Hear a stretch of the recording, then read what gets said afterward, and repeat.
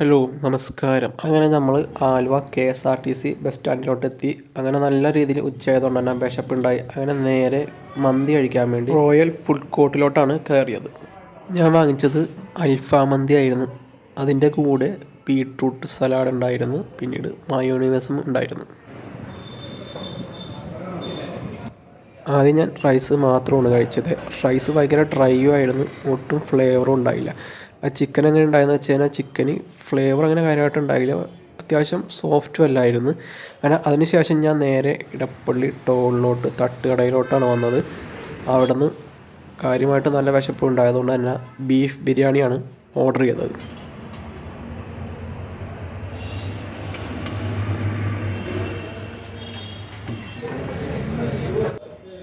നല്ല ചൂടായതുകൊണ്ട് തന്നെ ഈ റൈസിന് നല്ല രീതിയിൽ ചൂടുണ്ടായിരുന്നു. അങ്ങനെ ആദ്യം തന്നെ ആ ബീഫിൽ നിന്ന് കുറച്ചെടുത്ത് ആ മസാലയും ആ റൈസും കൂടി കൂട്ടി നന്നായിട്ട് കുഴച്ച് കഴിച്ചായിരുന്നു. എടുത്തു പറയേണ്ടത്, ഈ ബീഫിന് ഒട്ടും ചൂടുണ്ടായില്ല. അതുകൊണ്ട് തന്നെ നമ്മുടെ ചുണ്ടത്തും നാക്കിനൊക്കെ ആ നെയ്യ് ഒട്ടണുണ്ടായിരുന്നു. പിന്നീട് ആ ബീഫും റൈസും തമ്മിൽ ഒരു ബന്ധം ഉണ്ടായില്ല എന്ന് വേണം പറയാൻ. റൈസ് അത്യാവശ്യം കുഴപ്പമുണ്ടായില്ല, ബീഫ് എനിക്ക് ഒട്ടും ഇഷ്ടപ്പെട്ടില്ല. തുടരെ 2 പരാജയങ്ങൾ ഏറ്റുവാങ്ങിയത് കൊണ്ട് തന്നെ മൂന്നാമതൊരു അംഗത്തിനായിട്ട് വീണ്ടും ഇറങ്ങി. ഇവിടെ 2 തരം റൈസ് ഉണ്ടായിരുന്നു. ഒന്ന് യെല്ലോ റൈസും ഒന്ന് വൈറ്റ് റൈസും ആയിരുന്നു. ഏകദേശം ഇതിൻ്റെ വില ഓർമ്മ ശരിയാണെങ്കിൽ 260 രൂപയിൽ മുകളിലാണ്. ഈ മന്തി അൺലിമിറ്റഡ് അല്ല എന്ന് തന്നെ ആദ്യമേ തന്നെ പറയാം.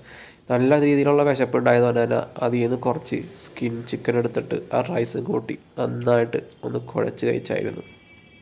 എടുത്തു പറയേണ്ട ഒരു കാര്യം എന്താണെന്ന് വെച്ച് കഴിഞ്ഞാൽ ആ ചിക്കൻ നല്ല സോഫ്റ്റ് ആയിരുന്നു, നല്ല ടേസ്റ്റി ആയിരുന്നു എന്ന് തന്നെ പറയാം. പിന്നീട് ആ റൈസ് ഭയങ്കര ഡ്രൈ ആയിരുന്നു. മിക്ക സ്ഥലങ്ങളിലും സംഭവിക്കണം ഈ ഒരു പരിപാടിയാണ്. റൈസ് ഭയങ്കര ഡ്രൈ ആണ്. അതുകൊണ്ട് തന്നെ ഇത് കാര്യമായിട്ട് തന്നെ ഈ മന്തിനെ ബാധിച്ചിട്ടുണ്ട്. ഇതിൻ്റെ കൂടെ കഴിക്കാനായിട്ട് ഈ ഒരു ടൊമാറ്റോ ചട്നി മാത്രമേ ഉണ്ടായുള്ളൂ, മയോണൈസ് ഉണ്ടായില്ല. അപ്പം ഈ ഒരു സ്ഥലം വരുന്നത് കരൂർ ബസ് സ്റ്റാൻഡിന് സമീപം കാണുന്ന റോഡ് സൈഡിൽ കാണുന്ന ആ ഒരു ഷോപ്പ് തന്നെയാണ്, ആ ഒരു കടയാണ്. അപ്പം ഇങ്ങനെ ഓക്കെ അല്ലേ?